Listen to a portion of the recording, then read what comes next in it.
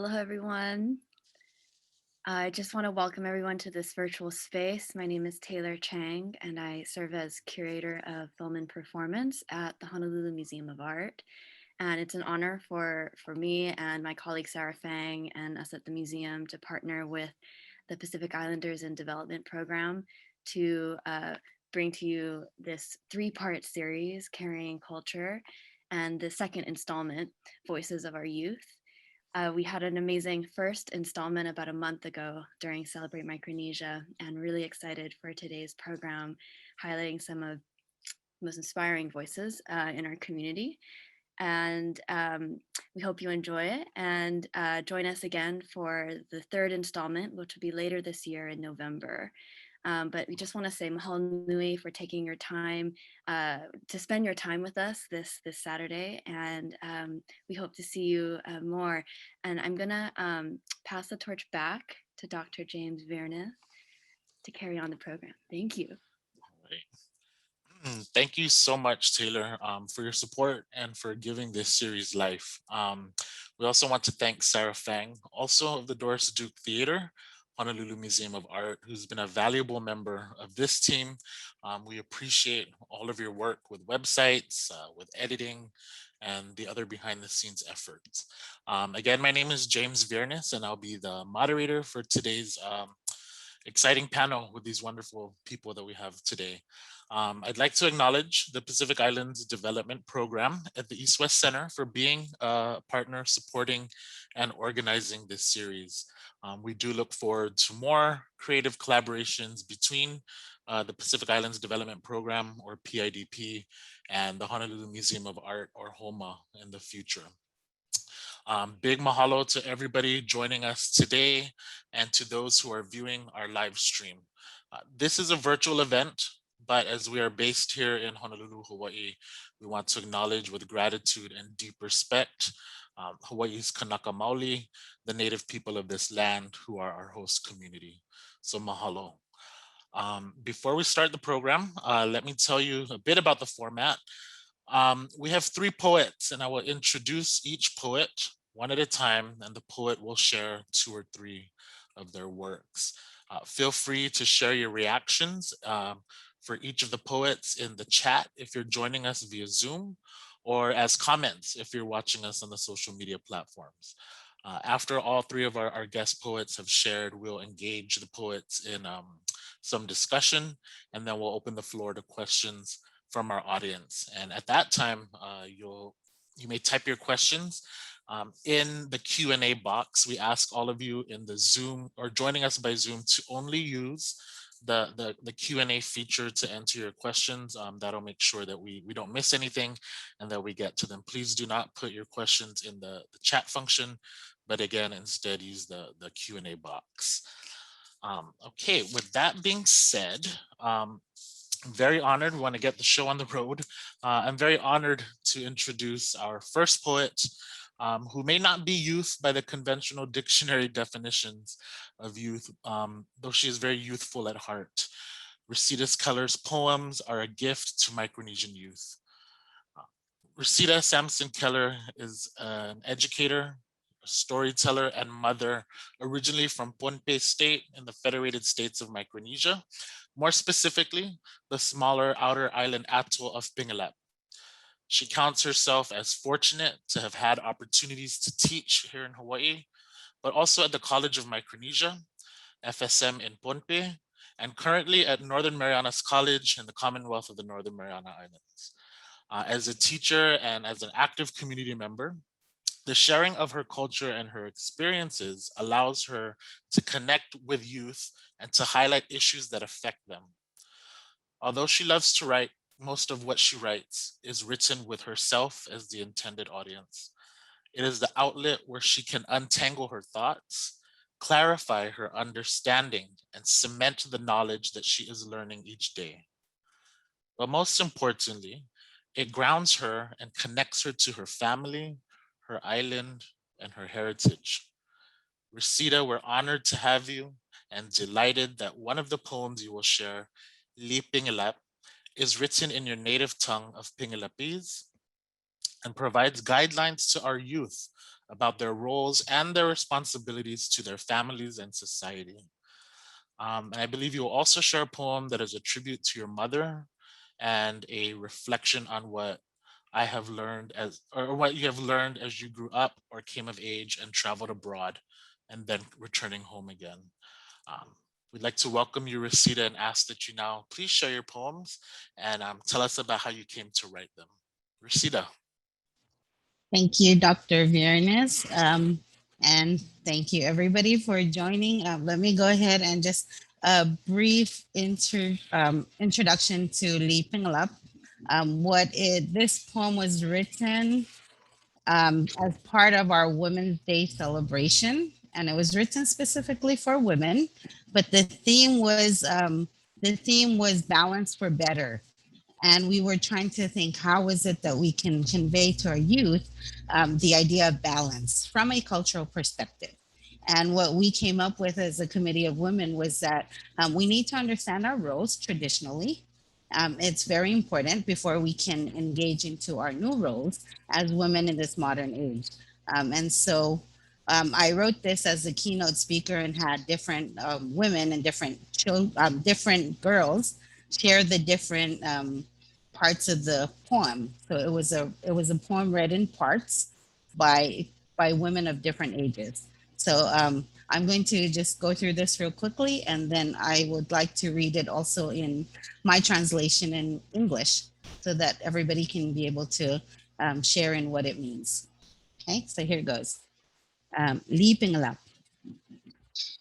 Ngay sarabinin panglapman. Yai wasa takayai puka. Nai banay ay wasa pariay nona taka papa. Na tawiyay pa wasa iraki tari. Ay puka ang sa wasa uya tama mau takwanen may papa taka nona kitari. Ay puka pang sela taka school kin tatakin naim taka lik. Ay wasa pang wangkin na taka ankin pel ang ririay walone. Nga wangkin me kaila yonet wangai kakan sa kita wawri. Ay wasay puka na wiya sarabinin penglapnan panganan siyang wiya mekaros pan kakan kalingita ay penene. Ngay li pulupul in penglapnan. Yay wasa takayay puka. Nay penene ay wasa pason sawas ang sawan umayonit. Na wiya lilapnan tuyay pa wasa koros nanan. Riyay penene lap kasikis. Na tuyay pa wasa raki tari. Hey puka pangay wiya makaros makakan kito ay koyok kalilipit. Payuran koyok wimen ngay wakin ngay na ayanasang ay papatakanon. Hey puka pangay sela song koros nanan. Pangay wiya li pulupul maumen. Hey wasa pangay kalapela wow ang riyay panay koros. Sepel and sepena kiyakan riyay wal puyonet. Ngay sawase sa kwangkin me kailay sa kasawan ay kausaw. Sa puli kapoyeta. Hauti pena panay asa kay wasan kausap. Pasawas koros mga wiya ang kalingita ay panay sa ka ay way. Ngay li pingala popotnan. Tame wasa takayay puka. Ay wasa riyay pod. Ay puka. Riya panay kapo kulti tanan kilangay. Riyay saulapoy taka riyay makaros. Riya panay koros ay takae. Paminimin inapungan panay riyawas ang kakankel takamao. Naiman wiya son sawaslap ong riyay pod. Makaros wiyas puka koros and peren. Panasa nilpana panay sigisik panay lap enutan san mau anso koros. Tama ananan wiyawi naim takalik pai puka takai wasa. Ananin na siri takai pot pa ay puka lap. Tawasa me anan ong napanay lap wiyas. Pangasak nan siyang sawas. Panayan popot puka na imo pangayan kulpi. Wow, taka parang rong pena, payo ay sa puka. O ngay pot mas, lila res panay na yunit.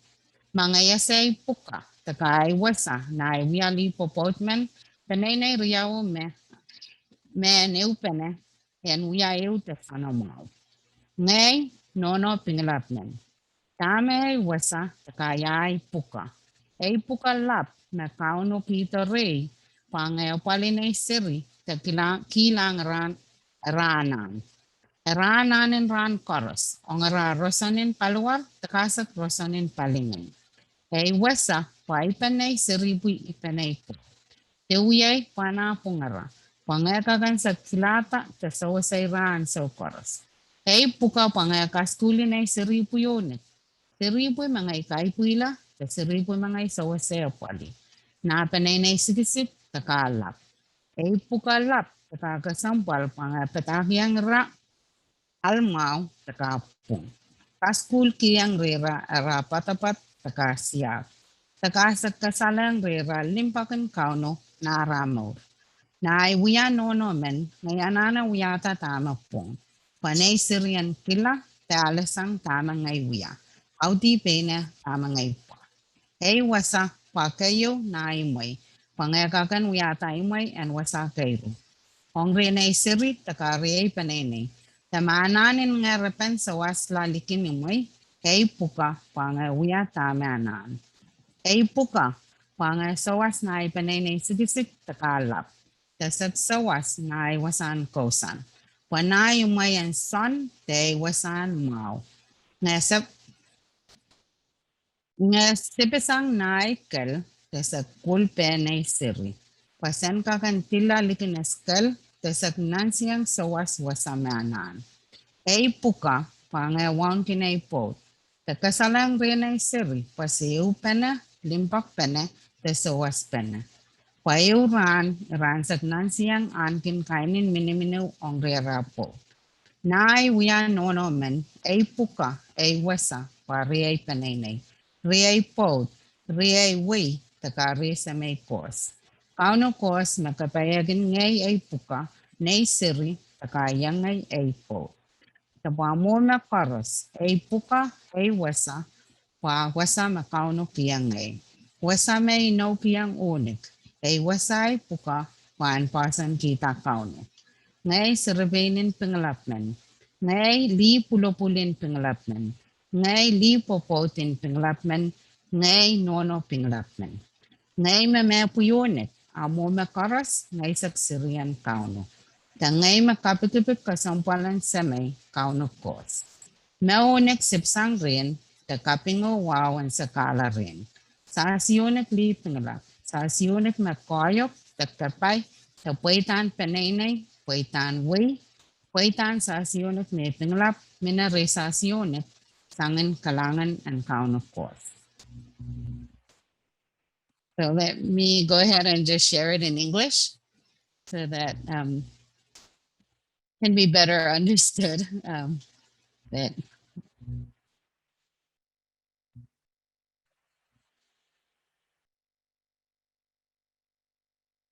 yes, it's Women of Pinglap. I am a young Pinglapese girl. Where is my place and what is my role? In my family, my place is with my parents, the place that was given to me by them. My role is to help and to do all that is good and needed that my parents would have me do. It is my role to learn and know all the tasks within and outside of my home. It is my place to respect and honor all of my brothers and the men in my family. I'm to respect those around me so that respect can in turn be shown to me. My place and my role as a young Pinglapese girl is to always strive to do all that will bring honor to my family. I am a Pinglapese adolescent girl. Where is my place and what is my role? In my family, my role is to be a helper to all who reside in my home. Because of my maturity, my place is in all areas that I am needed amongst both my nuclear as well as my extended families. That is my place given to me by them. My role is to do all that I can so that I can gain knowledge and wisdom. For it is this knowledge and wisdom that I will take with me one day when I'm to leave my father and my mother. It is my duty now to learn all that I need to learn so that I can be an acceptable adolescent girl. My place is to help increase the respect and honor that is within my family circle, to follow taboos so as not to bring dishonor to my brothers. I am to help show this respect to those around me, to those who live in my village, so that all may progress regardless of relation, and so that all within my family will benefit from my help and bring honor and glory to both my family and my village. I am a young Pinglapis married woman. Where is my place and what is my role?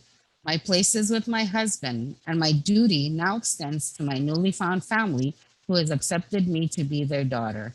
I now have a role to play to them, my in laws, as well as to all families, mine and his, so that with our union, our two families will bond in a unity that is strong and well. I am a helpmate to my husband, and when we both fulfill our roles, all will be happy. For the unity that we show in our nuclear and extended families is what will bring peace and contentment to all. All that is needed to be done, both within our home and outside our house, is both now my duty and privilege. The needs of my children and my husband is a primary role of mine. When there is a need for my help within our extended families, I too should extend my help.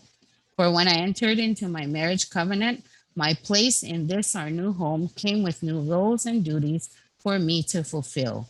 Respect and cooperation continues to be my role, to first my husband, then to all my families as well. When I know the duties and obligations and my place as a newly married woman, the two families that came together will have a strong bond and can coexist in peace. I am a mother of Pinglapis descent. Where is my place and what is my role? My greatest responsibility is one that is God given, to be a steward to my children and to see to their needs, to see to the needs of each day, needs for both their physical and their spiritual well being. My place as a mother is with my family, my husband, and my children in their midst, so that in times of need, I can easily come to their aid. My duty is to teach all my children, those children who are born of me, as well as those in my keep, in both my immediate as well as my extended families. A duty of utmost importance is for me to teach them right from wrong, to share with them their history and culture, but above all, teach them about the love of God in their lives. As a mother, I need to do what is good so that my children may see my example and can follow my deeds, as well as listen to my words. As a mother, my primary place is within my home so that I can make my home a place of sanctuary for my children as well as all families. Yet when the need arises for me to seek help outside of the home, it is my duty to do what is needed for the welfare of my family.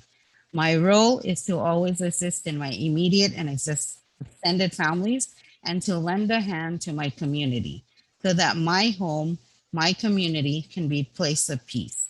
Within the walls of my home, my duty starts with me holding the hands of my child so that we together can go outside of our walls to give aid and help where we are needed. My role is to honor and respect my husband, to show our children that we are one, that we love, help, and care for each other, so that one day they may also show this kind of unity and love to their spouses. My role as a mother, my place as a mother, is to my family, my husband, my community, to my Heavenly Father. The Lord granted me with the stewardship of my children and blessed me with a mate in my husband. So above all, my role and my place, God given to me, is one that is also given to all. My roles and duties should be founded upon my Savior. I am a young Pinglapis girl. I am a youthful Pinglapis adolescent. I am a married Pinglapis woman. I am a mother of Pinglapis descent. I am one and all of these, but above all else, I am also a child of God, a beautiful and important creation of my heavenly King, the Alpha and Omega, and of all whom all praise should be given. For we, all ladies of Pinglapis descent, have been granted gifts and blessings, the prosperity of our families, the advancement of our country, and the progress of our Pinglapis people resides in us all through the mercy and grace of our God. Thank you. Thank you, Resida, for sharing your work in both English and in your language. It's very heartwarming to hear the sounds of Micronesia come through. So we look forward to coming back to you during the discussion, but thank you for opening us up with those works. So we'll come back to Resida and her work shortly. But I do want to, at this time, introduce our next poet, somebody I know very well. I'm very happy to welcome here today, Miss Carol Ann Carl. Carol Ann is the daughter of the beautiful island of Pohnpei in the Federated States of Micronesia.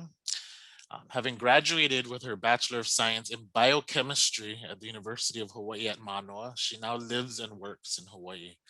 Currently, Carol Ann is a Grants and Development Assistant at Kokua Kalihi Valley Comprehensive Family Services. She is a Micronesian advocate and activist who works in the community, whose work in the community revolves around Micronesian youth and women.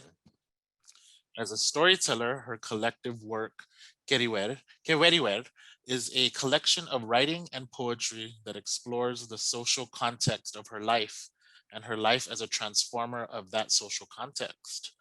Most recently, her work has been featured in the 2021 Sundance Film Festival, Celebrate Micronesia Festival, and the Why It Matters Civic Engagement docuseries for the Hawaii Council for the Humanities.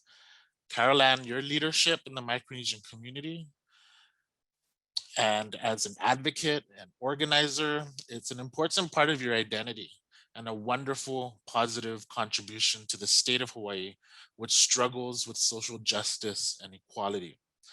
We are pleased you can join us to share poetry that speaks to the beauty of Pohnpei and Micronesian culture, and also to share poetry written in response to the discrimination against Micronesians in Hawaii. Carol Ann, welcome, and I turn it over to you.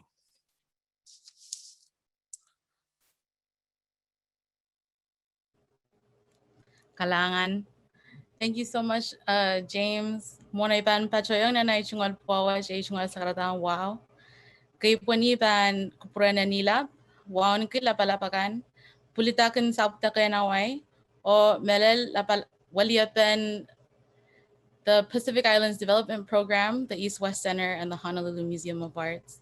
O wow ni koros na pulikiti sabon mo mailan sobok mailang kakpachang kishranach kalangan.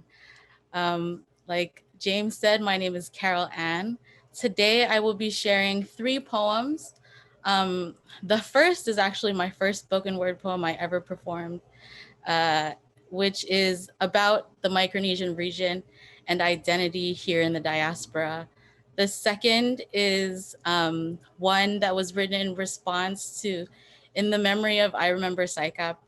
And the third is actually a new one that I wrote specifically for today that acknowledges that as youth who carry the culture of Micronesia forward, there had to be people before us who carried that culture. So paying homage to those who carried it before us. So for the first one, I will be sharing my screen. Okay, thank you. So without further ado, Kasalelia, my name is Carol Ann, and home for me is the beautiful island of Pohnpei in the Federated States of Micronesia. Pohnpei, one state of 4 that make up one island nation, beautiful islands where people come to dive, surf, and hike on their vacation. One nation of 6 that make up the entire Micronesian region. Give me a moment. Let me try to clear the common misconception. We have the Yapis, the Koshayan, the Pohnpeian, the Chukis. The Federated States of Micronesia is just one country. You see, we have the Marshall Islands to the east and Palau to the west. We are the Kofa migrants, Hawaii's newest wave of immigrants. Down south, we have Nauru and Kiribati at the end. Up north, we have the Commonwealth of the Northern Mariana Islands and Guam, where America's day begins. Yes, Guam is not an island nation, it's a US territory, but in Micronesian waters, they are a part of our inventory. So although I feel hesitant, I will claim them in my story because for too long have we been claimed by foreign powers that we have forgotten who we are. Vast stretches of ocean meant to connect us, now making us seem too far. Sometimes it is forgotten that we are one region of three: Melanesia, Micronesia, Polynesia, Pacific Island beauty.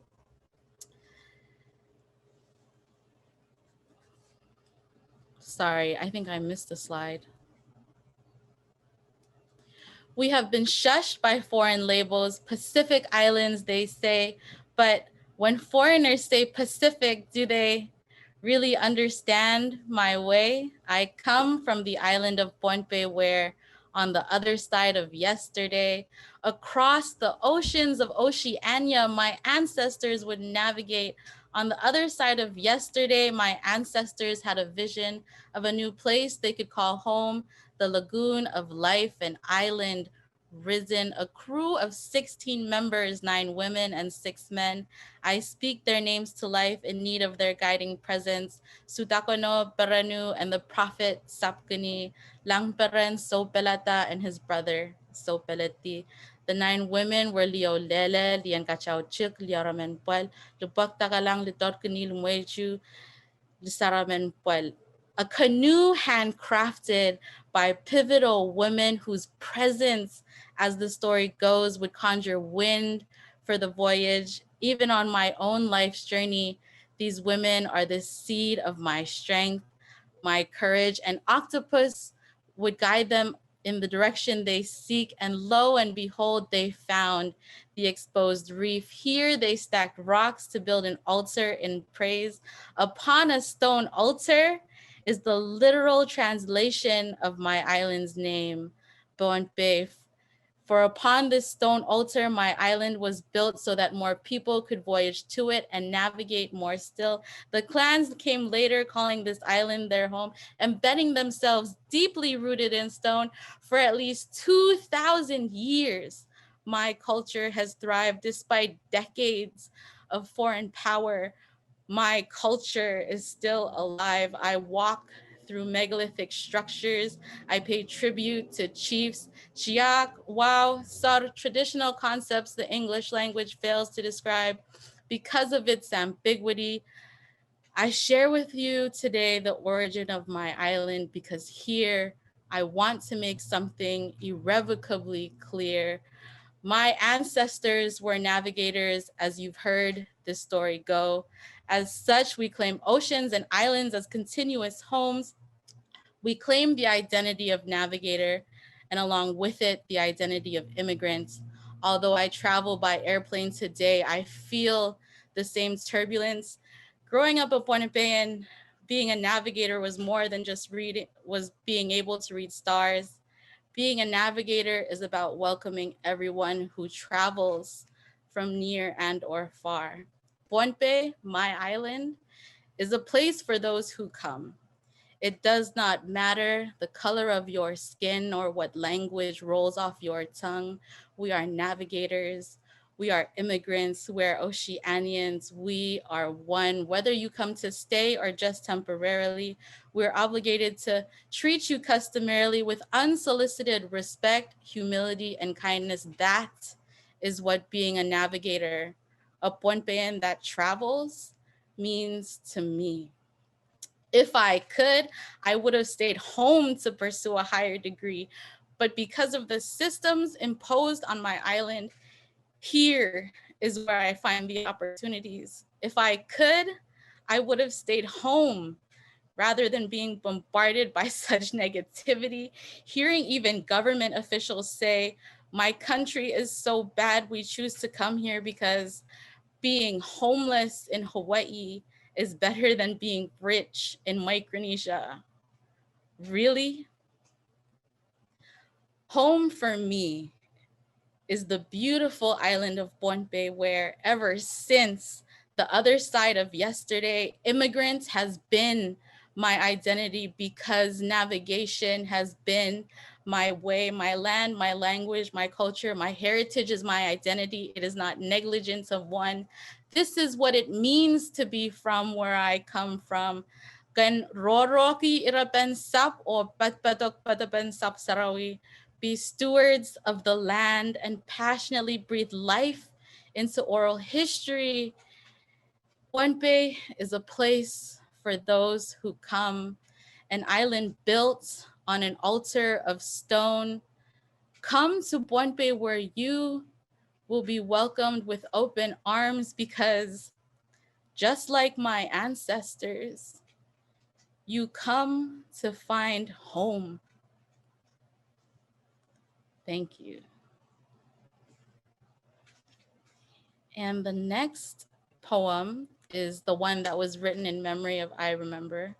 I have yet to actually give a poem a name to this day, but here it is.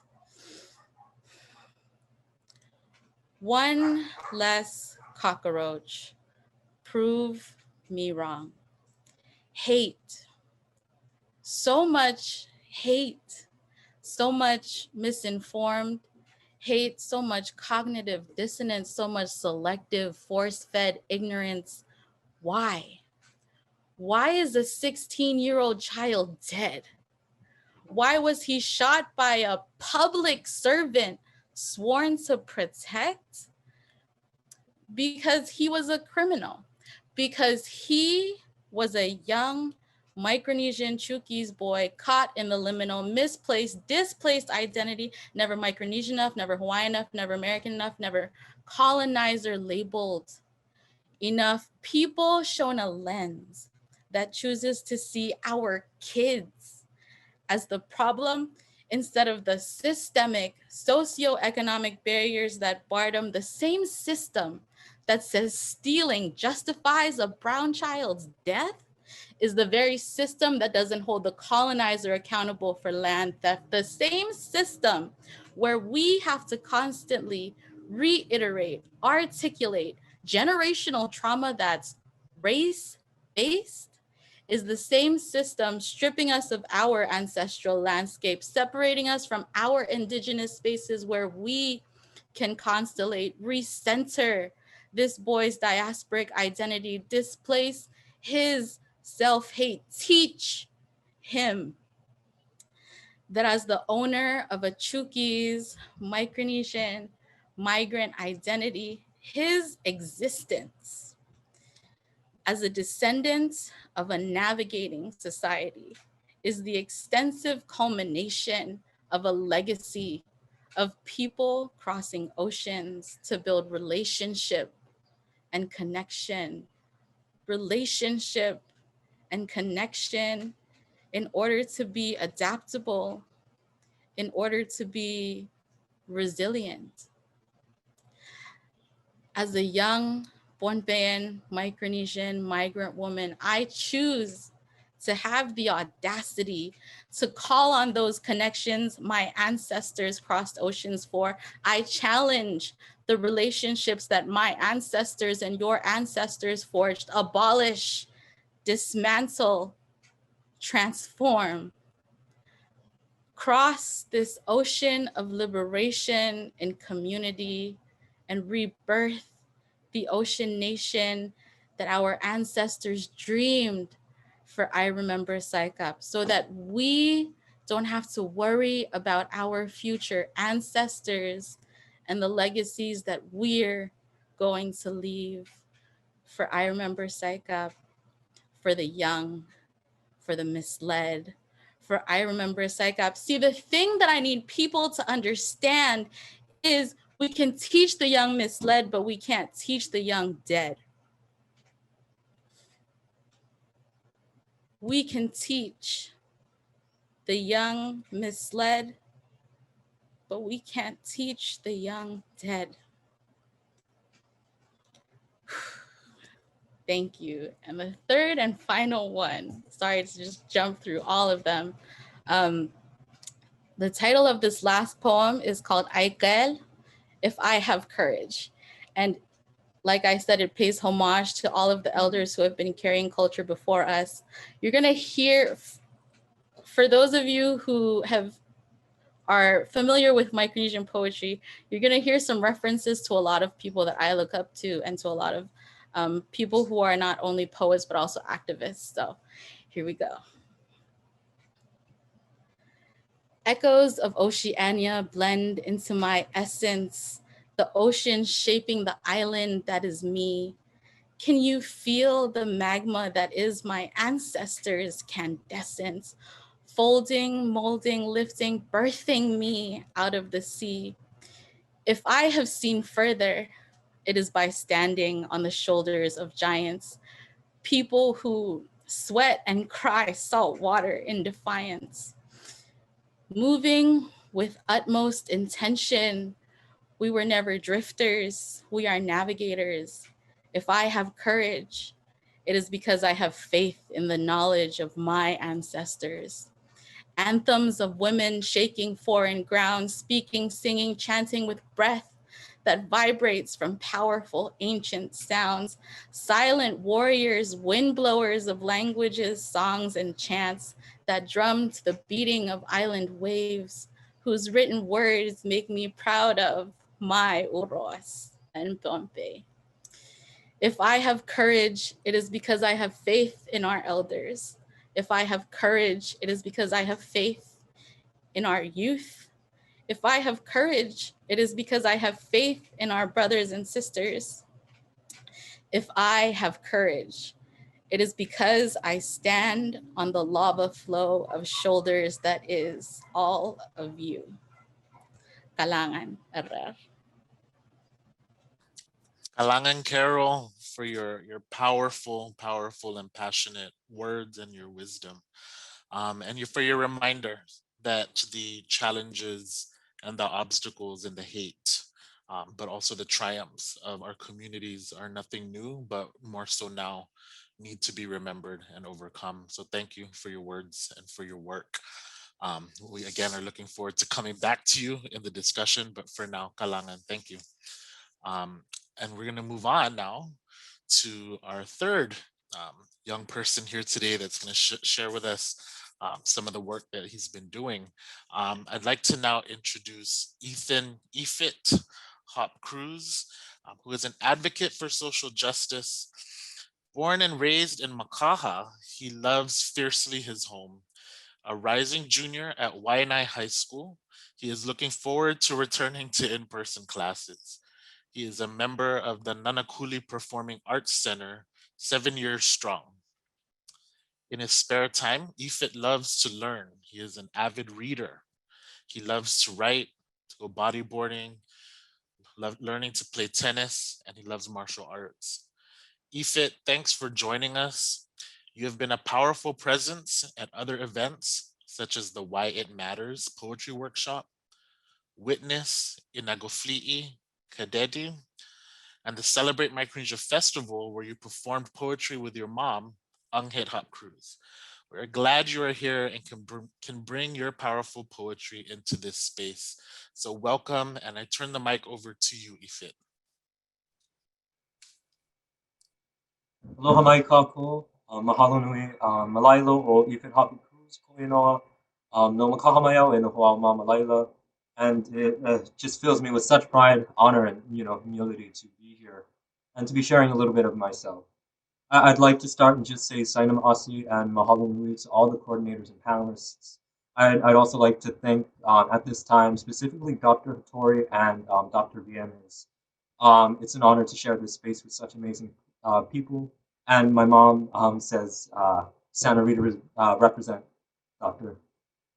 And with that, I'm going to get into my poem entitled Tell Them Your Name. Tell them your name. Shout it from their buildings.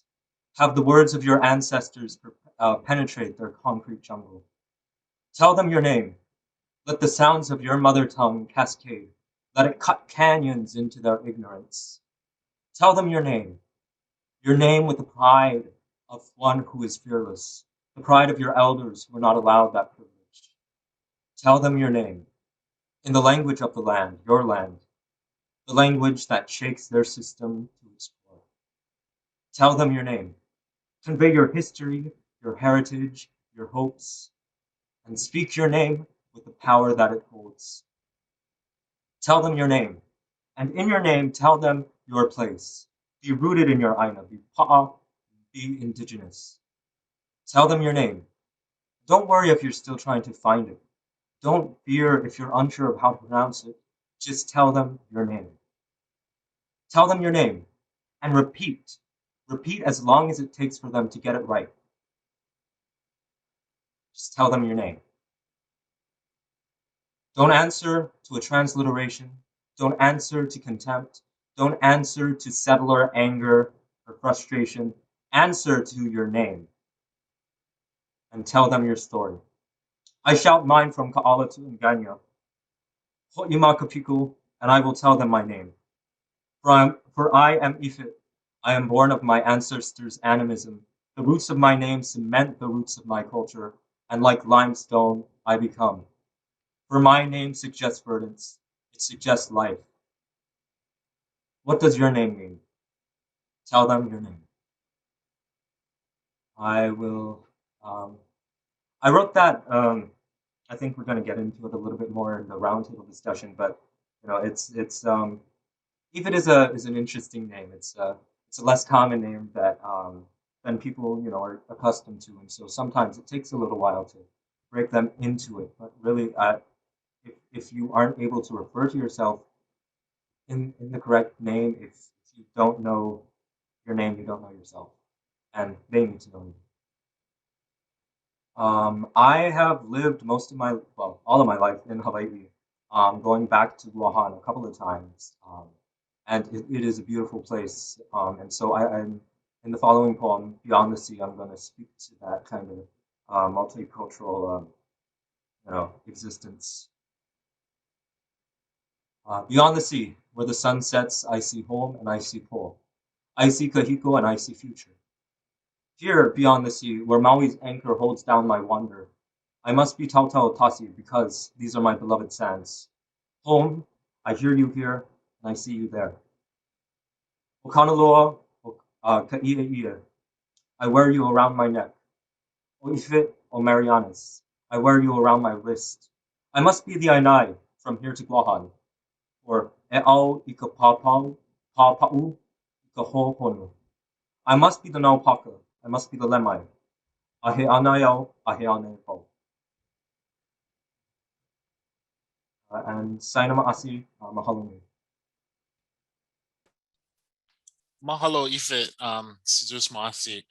And wow, such powerful and heartwarming, uplifting poetry that all three of you have shared. So truly, again, we can't say it enough.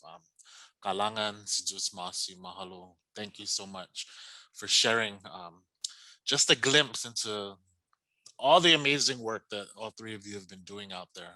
Thank you for that. And this brings us to our roundtable discussion where we can hear more about you and your work. I'd like to ask each of you a question to start this off, give you an opportunity to respond, and have each of you respond to each other's responses if you feel so compelled.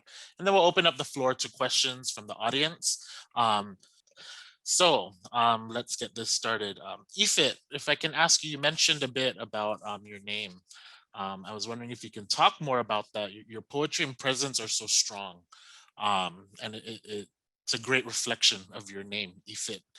For those who may not be from the Marianas, though they might not be familiar with that name or with that word, Ifit, can you tell us about that word, what it refers to, and how you were given this name? Because I think bearing names is powerful, but the giving of names is equally powerful. So can you tell us a little bit about your name, Ifit?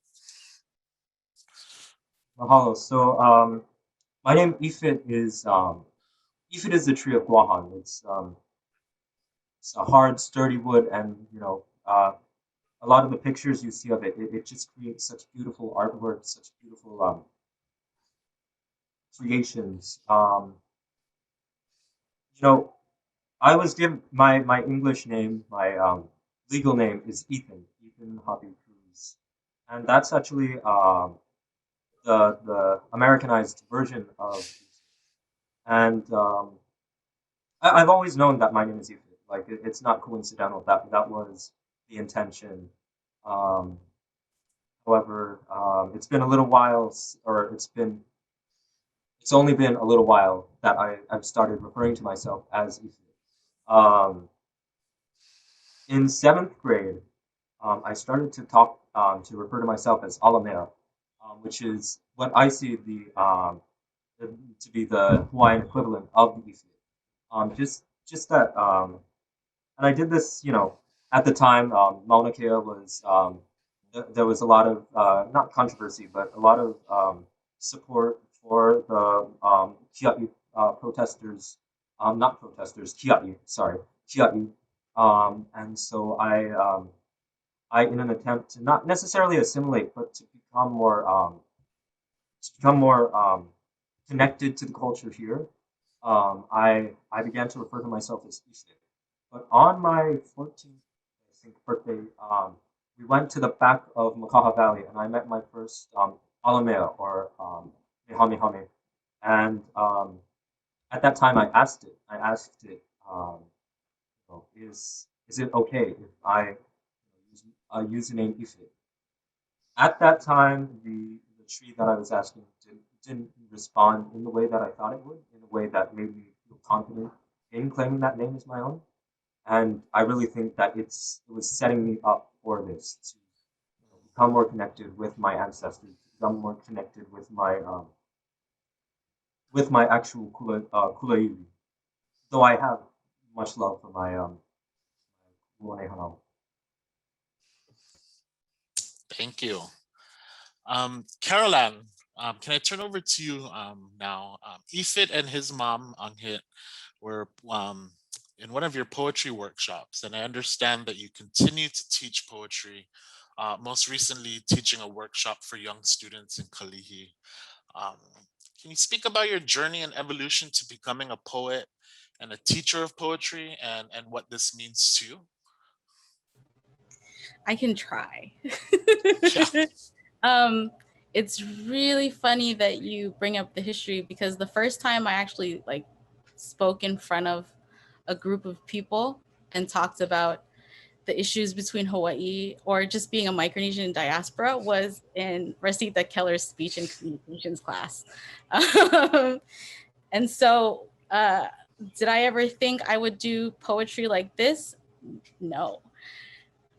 As a Micronesian, we don't really pursue dreams. We pursue responsibility, which is why my degree is in biochemistry first.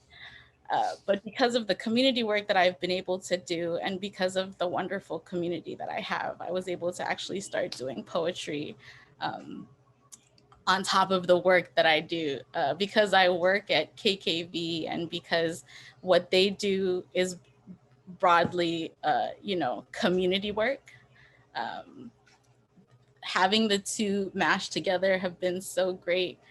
Never in my wildest dreams, or even in the peripheries of my dreams, did I think my work would have been shown on the Sundance Film Festival or in any of the festivals that it's been in.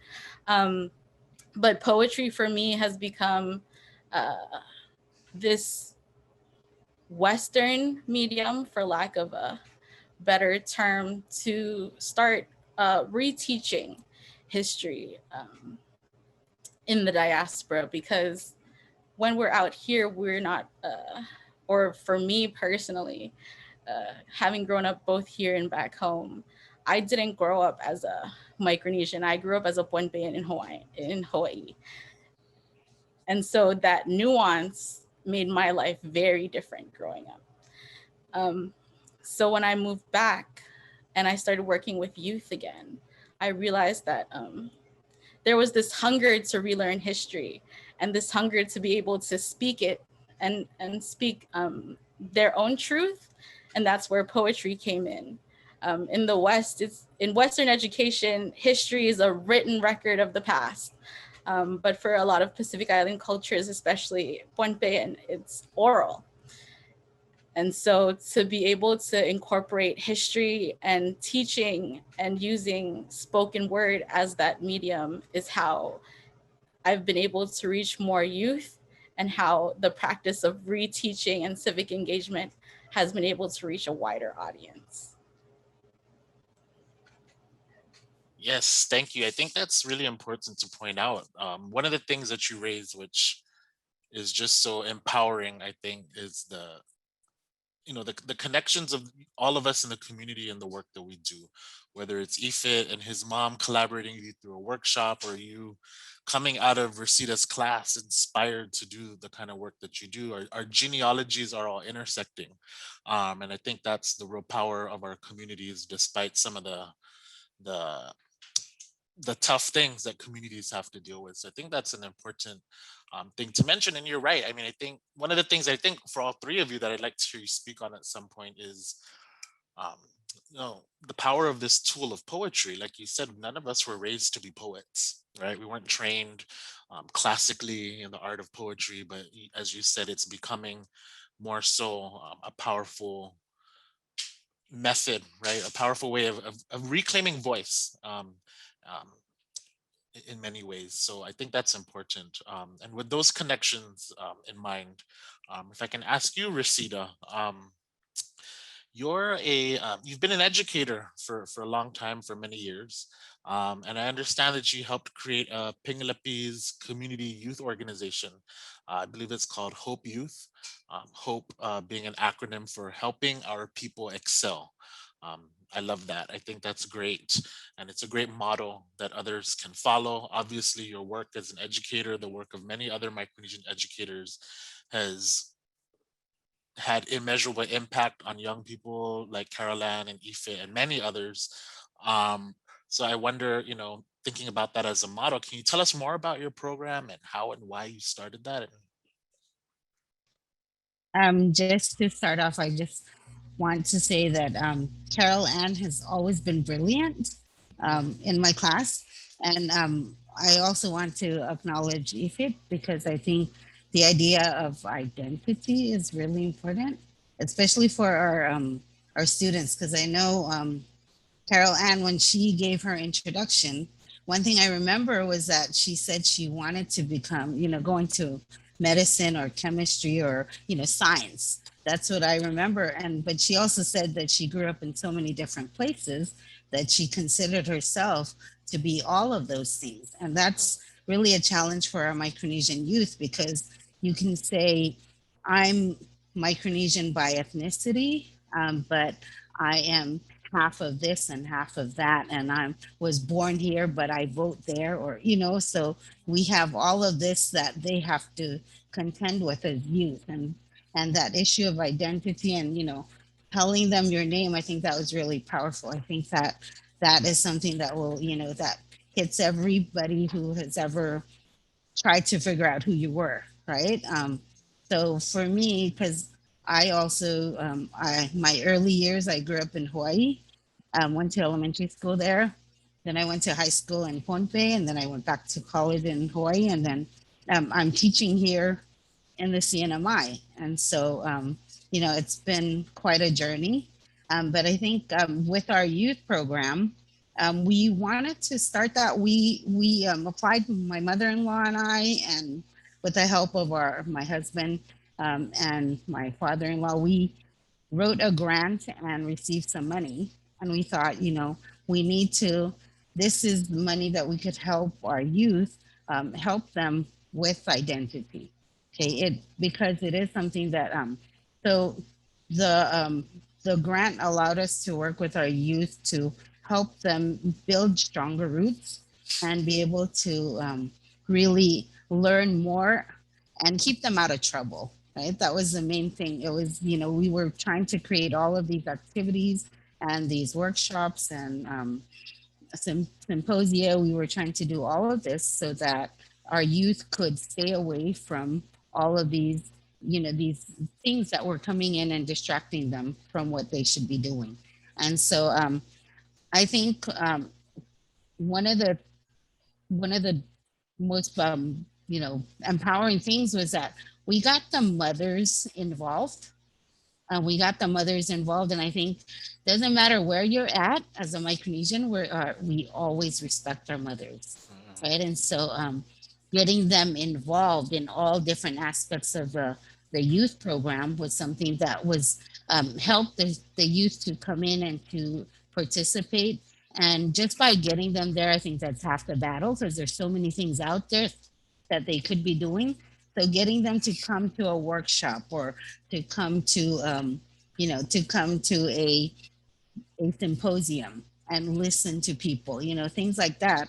That was a challenge. But to get their mothers involved and their mothers saying, hey, you have to go and attend because you're going to benefit from that, I think that helped to make it allow us to reach out to all of our Pinglapis youth.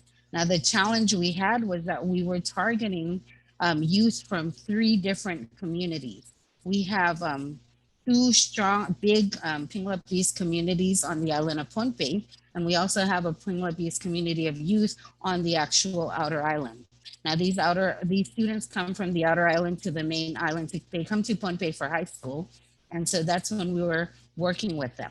So we had these students who, although they are Pinglapis youth, they saw themselves as very different, and our idea was to create this unity that although you live in a different location and you reside somewhere else, you have this shared common identity. And so that was something that we really wanted to emphasize to our youth. And the other thing is that one of the things that I was surprised with is that we had opportunities to invite our elders into our workshops. And so we had workshops like, it was just simply titled How It Was When I Was Young. And so we had these elders come in, and they were like a panel, and we had the kids go in, and they were telling them stories. It was just talk story, telling us about how it was then when they were young, and telling them about the challenges that youth for today take for granted, and giving them a glimpse into the history, into the culture, into the challenges that they face, which were very different from the challenges that the youth face today. And so that was something that I thought was powerful. I thought it would, the kids wouldn't be interested, but they were just drawn to the elders, and they just sat there, and they came out and they said, that was too short. The time was too short. They wanted to hear more. So I think that's something that we can replicate anywhere, because we have wonderful elders all over who have many stories and who have many lessons to teach our youth. Thank you. Thank you, Resida. So, I mean, it's very empowering to hear you speak about that, because um, I think it's important that all these things can be very overwhelming, right? Whether you work in education or social justice or healthcare, the problems are always kind of insurmountable. But when we go back to what we know, and I think it's important that you point out the power of mothers and elders, right? That we don't need to reinvent the wheel or create some complicated model. It goes back to where things begin, and life begins with your mother, right? And so mothers have always had a powerful role within all of this, and I think that it's very important that you remind us that we begin with our mothers and we begin with our elders as the foundation to which we can do all these great things. So thank you for sharing that model with us. I think one of the things that you bring up, and that all 3 of you have actually brought up today, is the kind of the centrality, or the importance of identity, this Micronesian identity, or probably more accurately, Micronesian identities, right? Carol, you've thrown all those maps up and just thrown those maps right out the window, right? These fake lines that others have drawn to create this Micronesia. But considering that, but also thinking about the power of solidifying solidarity and Micronesian identity and identities. Ifit, you bring up such amazing points that you may never have lived in Micronesia, but you are a Micronesian. You can wear it on your neck, you wear it in your spirit, in your voice, in your words, in your very being, whether you're in Makaha or in Honolulu or in wherever you may be. And I think that's a really important message that we as communities need to kind of nurture. Because as Carol and all of you kind of point out, that everybody that's not from Micronesia seems to have a lot to say about what Micronesians are or should be, or how they should be defined. But the 3 of you and the many others that you draw from throw that right out the window, and rightfully so. I wonder if the 3 of you, in whatever order, but can you speak on this issue of identity or identities, and how you wrestle with that, and what you hope your work might be able to contribute to this ongoing struggle as Micronesians have always been, but are more so now, spreading out across the globe, across spaces. I wonder if you had thoughts on that.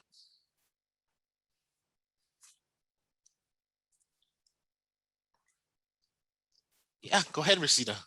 I think you're on mute. Yeah. Okay. I just wanted to share that living here in the CNMI, this is now I have to speak English all the time. I have a 7-year-old, and one of the things that we have been really working on is she speaks English outside of the home, but in the home, she speaks Pinglapis. And because that's an issue, I want her to always remember that, where she came from. And it goes back to my experience when I grew up in Hawaii. My parents spoke to us completely in Pinglapis at the home. And so when we went back to Pohnpei, it was easy for me to transition. It was easy for me to fit in. It was easy for me to understand what was going on because I was able to speak that language simultaneously, learning English and Pinglapis at the same time. So now my daughter, this is a ongoing struggle for us, and it's become an issue because sometimes she comes and I said, "You're speaking English. I'm not gonna, answer you until you try to speak to me in our native language." And she says, "But why? Why do I have to speak in Pinglapis because nobody understands it?" So she says, "Nobody." And one of the things I try to tell her is that, nobody may understand it, but I understand it, and it's who you are. It's part of who you are. So it's important to, keep little things about our culture alive, and to, and not all cultures are perfect, but there are things that we can take from our cultures and that we can use it in our daily and everyday life. So this is just something, with identity. I've seen it because, like I said, I think I wrote something about my, the first day experience is so it's what people don't say and what my students say and what they don't say that says so much about them. And so when they come in and they introduce themselves, some students come up and they are bold, and they make such an impact, like Carol Ann, and they say, "I am, this is who I am." And then we have some students who come up and they're not sure. "I don't know if I can call myself this because I don't speak the language. I don't know if I can call myself this because I don't know the culture. I don't know if I can call myself this because I wasn't born there," right? And so we have a lot of youth who are confused about their identity. So just having, being able to be more aware and creating more space and opportunities for them to share about their culture and learn about it, I think that is a powerful way to help empower our youth to, to ground themselves and get them, build their roots. They're going to branch out, but at least they have roots where they come from. Thank you. Carol, Ifit, anything to add? Okay, I guess first. Speaking to roots and identity, for me, growing up back and forth a lot between Hawaii and Pohnpei. I've actually lived in Hawaii a lot longer than I lived back home in Pohnpei collectively. In Hawaii, I've lived for 16 years. And so I only lived in Pohnpei for about 9. Growing up between two places, I oscillated between being Hawaiian and being Micronesian and being Pohnpeian. Now I understand that I am a Pohnpeian Micronesian migrant in Hawaii. And so the work that I do, I really connected to, there's this beautiful story from the island of Tana in Vanuatu, and James, you know where I'm going with this, about the tree and the canoe. And as Pacific Islanders, we're the canoe, constantly crossing oceans, making these connections and relationships. But at the same time, we're also still that tree that canoe was carved from, rooted in our island homes. And so for me, building that connection between being the canoe and the tree at the same time is what I try to do for myself through my work and also for the youth that I work with.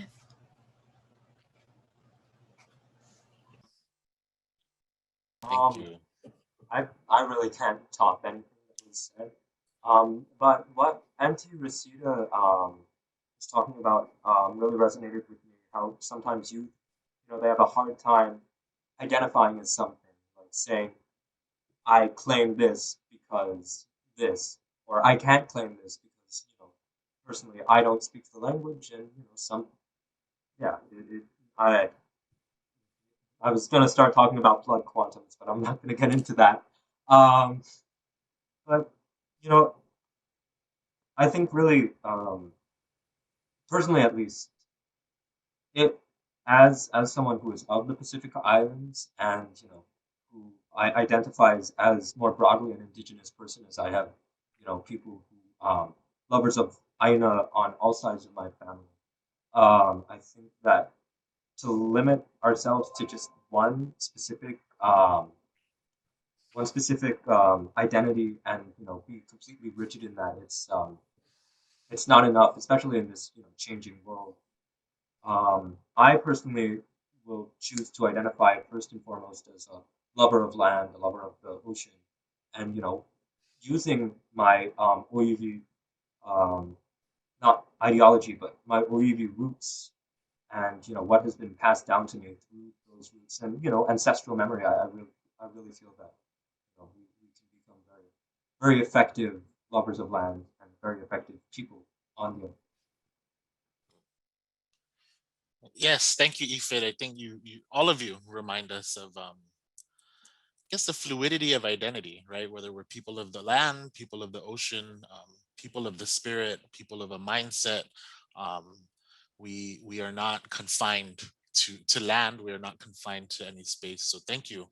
I think that's an important lesson that we need to keep at our core as we wrestle with a lot of the things that are facing our communities. So thank you for bringing that up. You've got a lot of great responses coming in from some powerful people who are watching. Kathy Martin sends her love and praise for all of you. Dr. Monica Labriola also chiming in, thanking all of you for your words. We have a comment from one of our anonymous attendees speaking to what Resida was speaking to. This person says a language can be lost in one generation. It's a loss of a way of life. So much is contained in a language, a way of thinking, behaving, and a connection to the elders so that communication is clear. There are words and languages that do not exist in other languages. Each is unique and it is precious. I think we can all appreciate that, but also appreciating that there are many languages. There's verbal languages, there's languages of the heart, there's languages of the spirit. And I think all of you are just oozing with these powerful messages of solidarity and strength. So thank you. Again, if there are other questions, please put them in the Q&A box so we keep track of them, and we'll go ahead and relay them over to our panelists. One thing though, I think this is the first time that the three of you have been in one space together, if I'm not mistaken. So I did want to give you guys an opportunity to share your reactions and thoughts to your fellow poets, or even ask each other questions. And we can change that order up. Let me call, do you want to start with Resida? Do you have any reactions for Carol or Ifit, these two young, powerful poets in here that you want to share? Yes, definitely. I think I do want to just congratulate you and just encourage you to keep on going, because working with young youth from the islands, there are many who are so talented, yet they are not too open in sharing sharing their voice. I went to a conference it talked about voice, and I said, when you look at it from a Micronesian perspective, voice is very different from a Western view. And so just because our children may not always be vocal, that doesn't mean that we don't, that they're not important, because they really are important. And so many of the young youth that I work with, they are talented, but they are not, they haven't really stepped out there. Okay, so my question is, if you, if you had an opportunity to talk to the youth who are creative youth who are out there, what would you do to encourage them to, to let their voice out more? How would you encourage them? Because I really think there's a lot of talented youth out there, but every time I forward a poetry contest or a essay contest to my students and I say, join this, or, submit something, they don't. And so I want you, what would you tell them?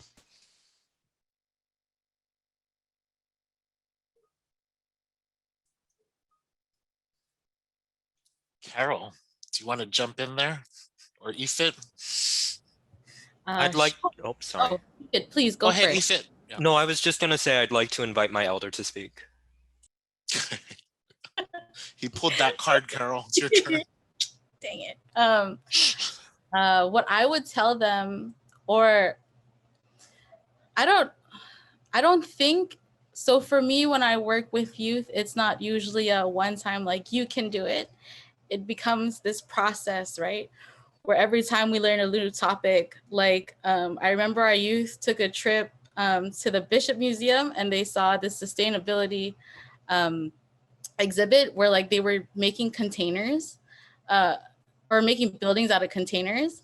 And so taking like those little instances to be like, well, your ancestors have been doing that for a couple decades now, turning containers into homes, or just like throwing in tidbits of information that really reconnect them to their roots, and helping them gradually understand that they can do what they were meant to do, and they're allowed to pursue their heart. Because for me, I know personally, like it took a long time to be able to pursue heart, and responsibility at the same time, and helping them understand that that is possible.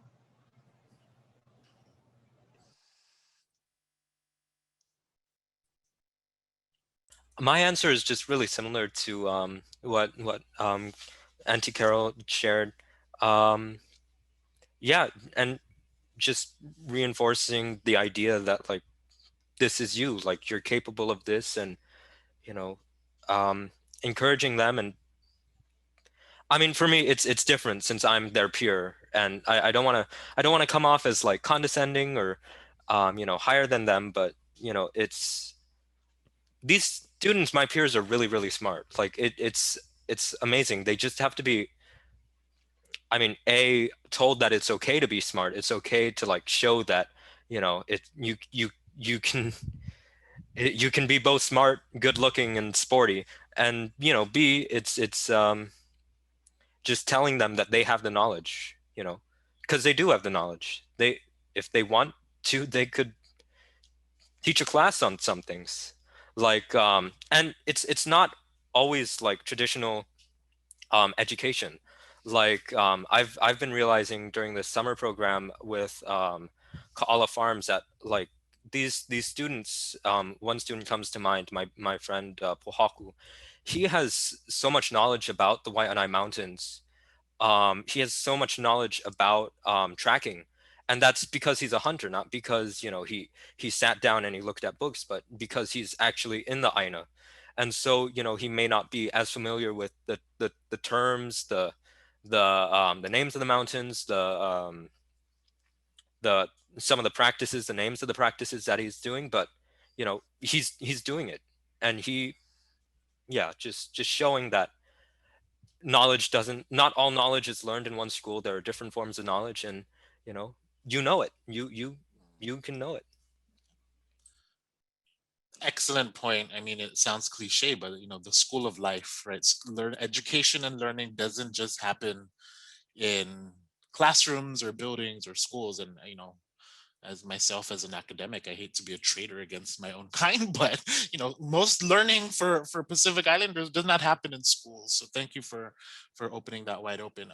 Lots of comments of support continuing to pour in here in the chats, from kind words of support from Margot Vitarelli. Shout out to Margot out there, who's a big mover and shaker in our community. We've got words of support from Kiara Womack, and I do have some questions in here, if I can ask them. From Kalani, she says, I love that Resida spoke about how parents of diasporic children can help make the transition to coming home so much easier by speaking their native language to them. I think that's an important aspect of being diaspora that many don't always follow through on or think about because they're already navigating so much. But Carolan is a great example of that. Carolan, were there any other ways that your parents prepared you for coming home? And Ifit, you yourself have gone home as well. Maybe both of you can speak to how your parents prepared you to bring you home, right? Or to move back and forth between home and elsewhere. Carol, Ifit? Sure. Hi, Kalani. Thanks for that wonderful question. Because I grew up in a very sheltered household, and I grew up with a lot of privileges that not a lot of my peers grew up with. My parents and my grandparents all have college degrees. At the same time, they also have traditional roles and titles back home.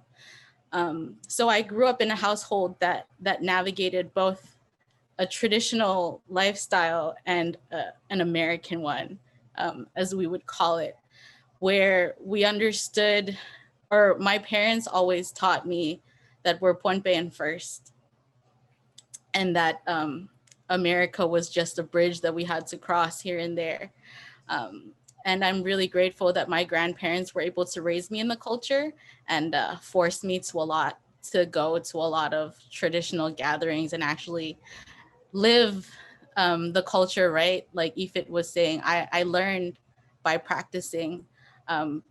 Practicing wasn't always by choice, but I'm grateful that I was put in those spaces.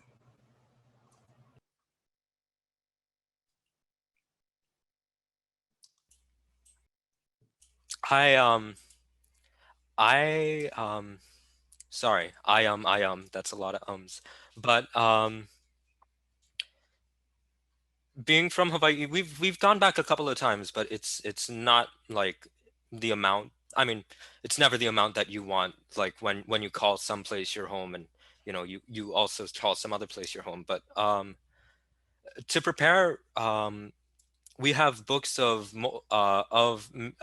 stories, and my mom has always, she constantly tells us the story of the women who, cut their hair to weave a net, and that's a big story, but it's, just to have the idea that like your ancestors told stories, they had stories that explained, different parts of your identity, different parts of their place, different part.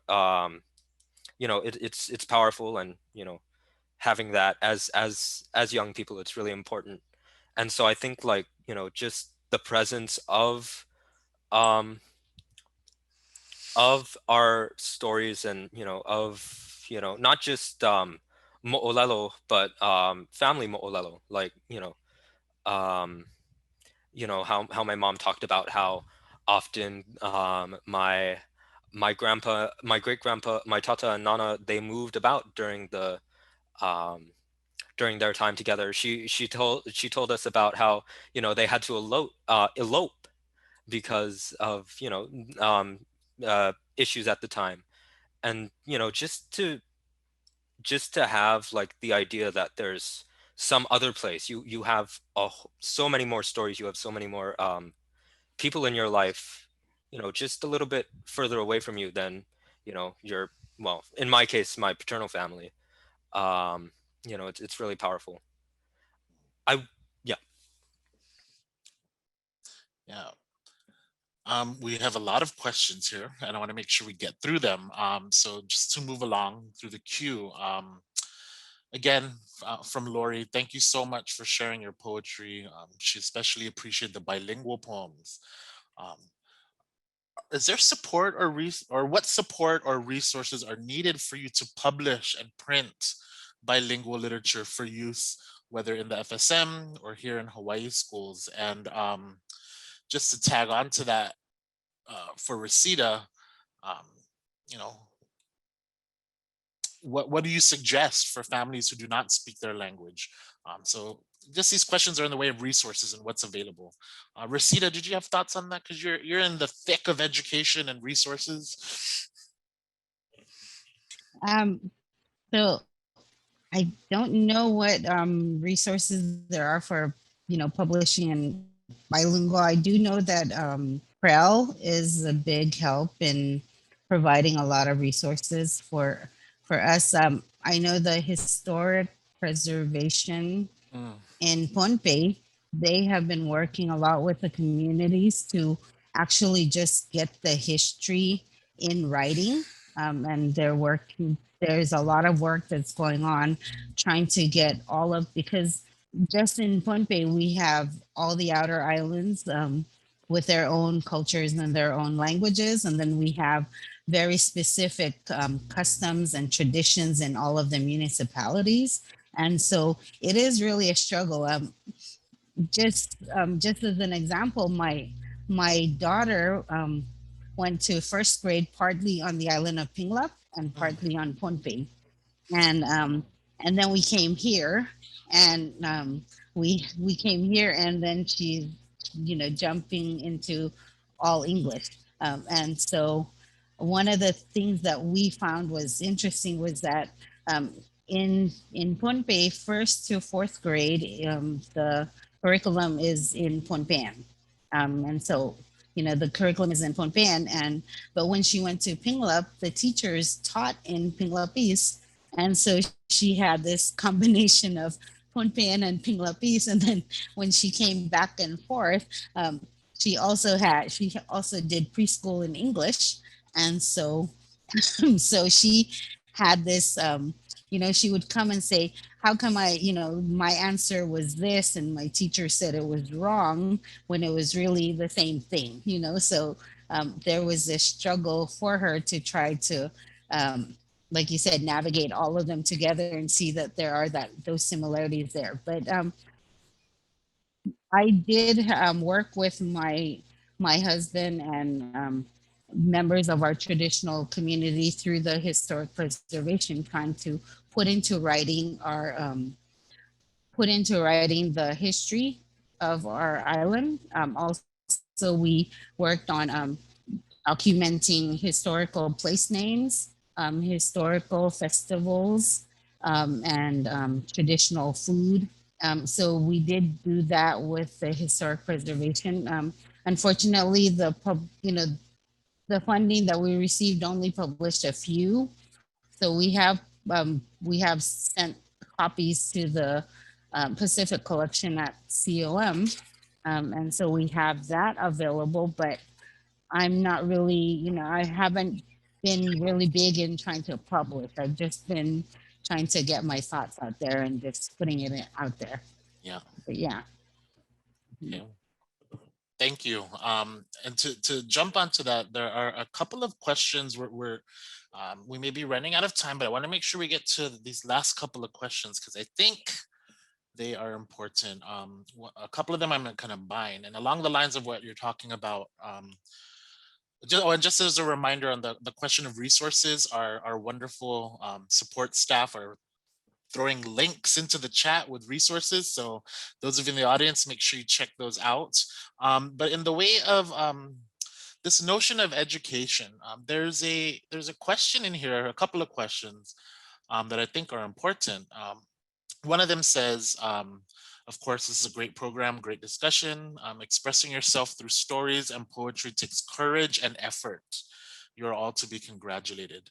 The question is, do you think schools in Micronesia and Hawaii should focus more on self-expression so students can gain confidence? And that latches onto another question in here, and I think a critical one.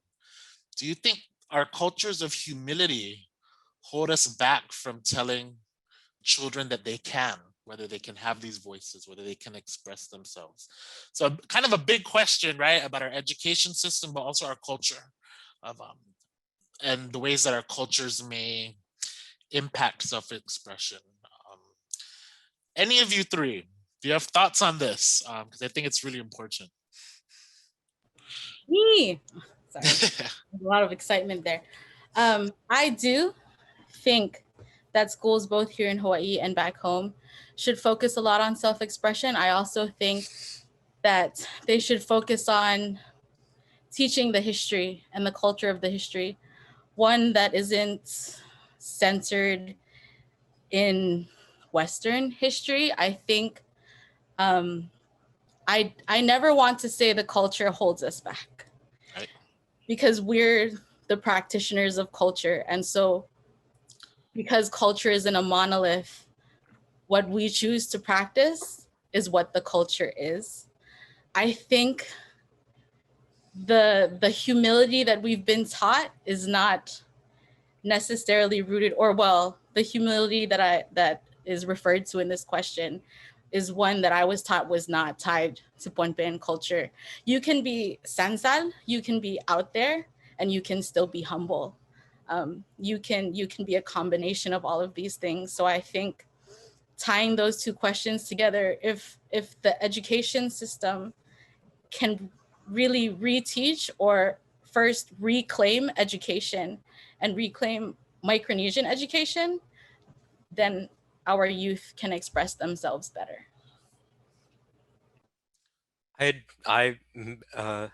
Auntie Carol basically said exactly what I felt.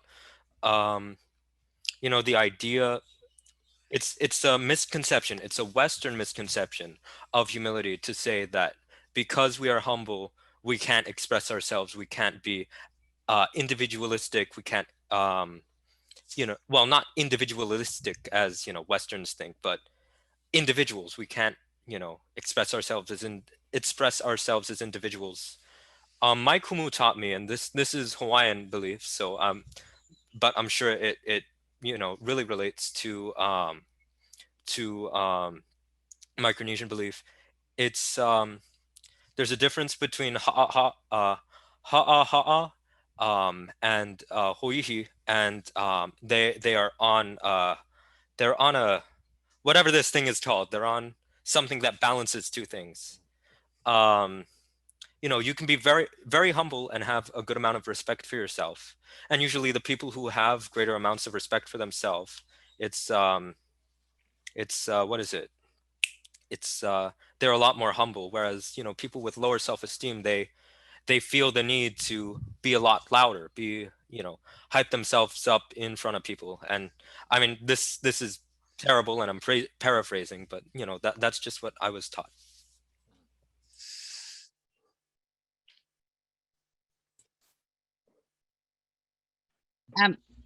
The idea, I think, I guess 2 years ago, I taught a class. It was called the Literature of the Sea, and the curriculum was basically, going over the literature of Western marine literature that was available. Things traditionally that you would read, like Moby Dick and stories of the sea that were traditionally shared. And so when I started that class, the Micronesian anthology came out, and so I rewrote that course, and I included into that course, said, I'm going to include this anthology, and part of this class is I'm going to have my students write their own stories. And one of the, and what we did is a big thing that we did in that class is we also, I tried to incorporate the idea of place into the class. So we visited the island of An, and we went and we met with the traditional leaders there, the current Namarki. We went and we met with them. We were able to go and we were able to look at how the land was being destroyed, and we were able to collect trash and look at it from all different aspects. We were also able to have people come in and share their own stories of culture. And so the big thing that I had in that class was they said, it's your turn to write your story. You as a Micronesian, as a Pohnpeian, as a person who lives here on the island, this is your opportunity to write your own story because everybody else is telling your story and you need to be able to write your story as well. And so that was a big part of the class. And after I finished the class, I mean, in the beginning, we started off with just having them find something that symbolized who they were. They had a little index card and they drew whatever it was that represented them. And I said, from there, let's move and branch out and you start telling your story and what is it that makes who you are and what is it that you're proud of, what is it that you hold dear, what is it, well, what's valuable to you. And I said, but I'm thankful for that anthology because they were able to see that there were so many other people out there who were also trying to express themselves. And so we gave the copy of the anthology to students and they just went through it like, they came back and they said, we want more. And so I think that's something that I think somebody had mentioned, had asked, what can we do if we're not able to, if our children are not able to speak? Well, hopefully we will get more of this, more of this work out there so that our children can be able to read it. And definitely they will be able to relate to it as well. Yeah, thanks, Resida. I mean, you're referring to the Indigenous Literatures of Micronesia anthology, and I think co-edited by Dr. Emiliter Killing of Pohnpei and Dr. Evelyn Flores from Guam.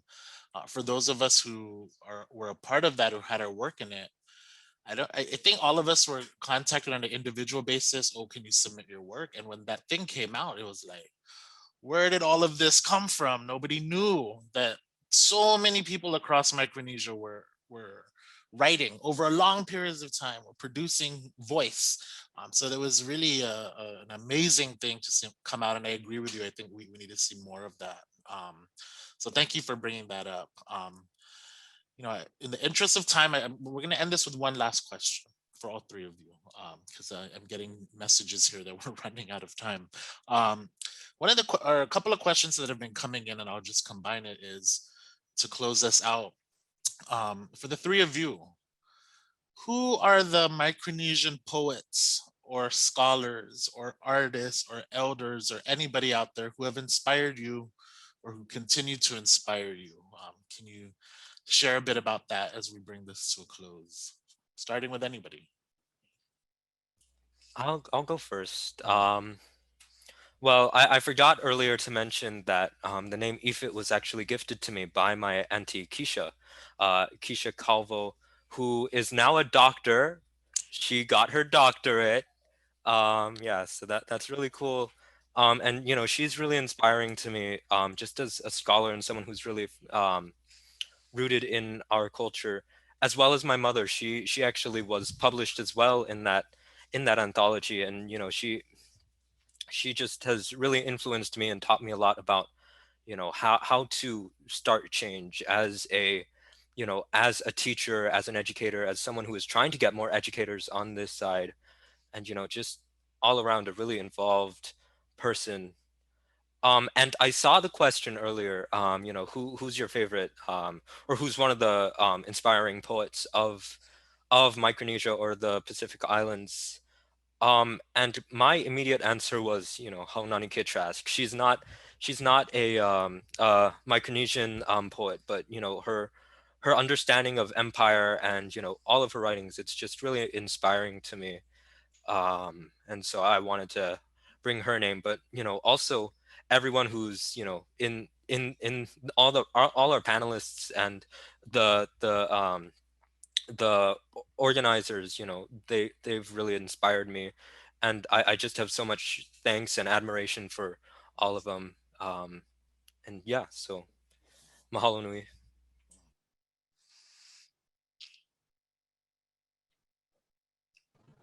I'll go next.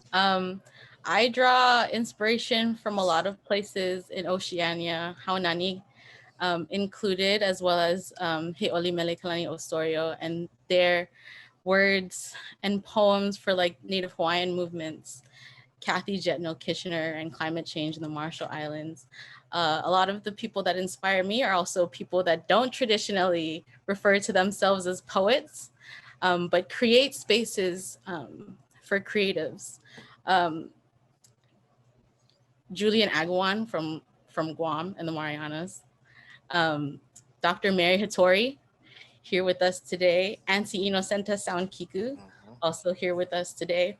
Tara Kabutaulaka from the Solomon Islands. All of these people and their poetry and their stories inspire me.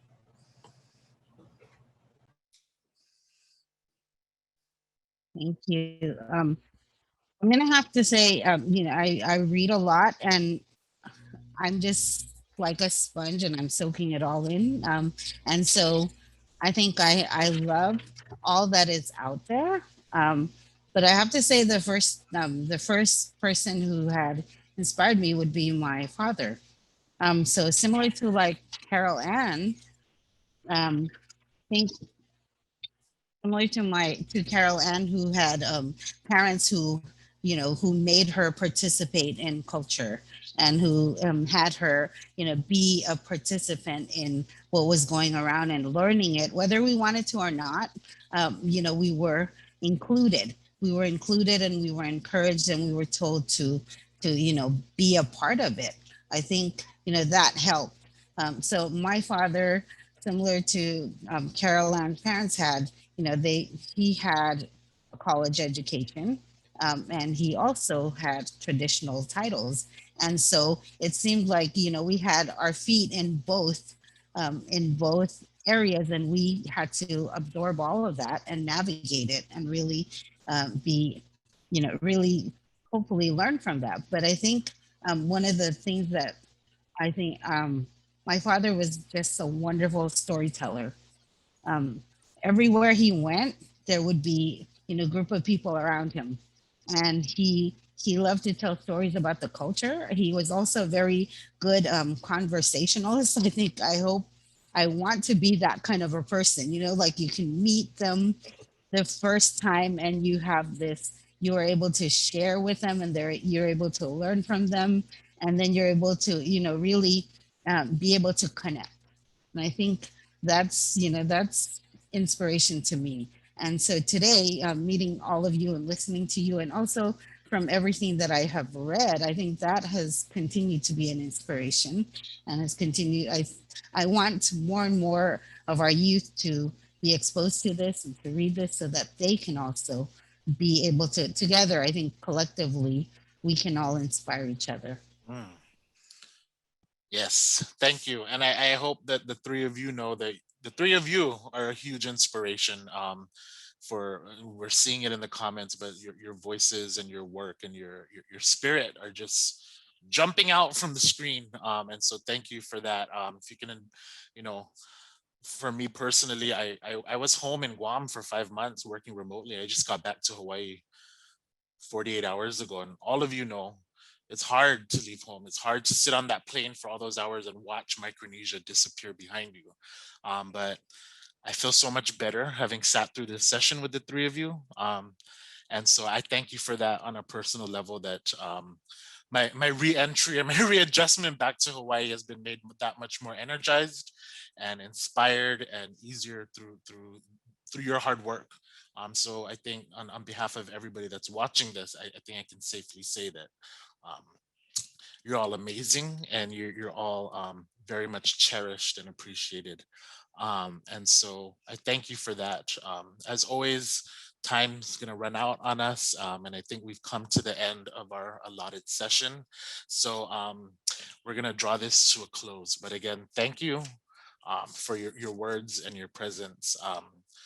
We carry our culture with our words and poems. So mahalo nui, si Jus maasi kalangan, to our poets for sharing, for being with us in this virtual canoe, to share the beauty of Micronesian culture and to uplift Micronesian voices. in these particularly challenging times with the pandemic and so many other things weighing down um, on our societies. So we also like to thank our sponsors, the Doris Duke Theater, Honolulu Museum of Art, and the Pacific Islands Development Program, or PIDP, at the East West Center. And so with that in mind, thank you again. And I'm gonna turn this over now to our friend and planning partner, Taylor Chang, who will close us out. Taylor. Oh, I can't top. This is already such a beautiful, beautiful closing and gift. Thank you so much to Resida, Carol, Ifit, for your gifts today and for just your beautiful words, and for James for brilliantly leading this program. And I cannot forget to send out a huge shout out and infinite gratitude to Dr. Mary Hattori, who's really truly at the heart of this program and really has brought us all together here. So thank you, Dr. Mary, and Tolua Samifua, who has also been really holding it down on the back end and just like amazing partner and collaborator, and my colleague Sarah Fang, who's also here with us in the back end. So thank you all so much for joining us. Have a beautiful rest of your weekend, and we hope to see everybody again soon. Mahalo nui.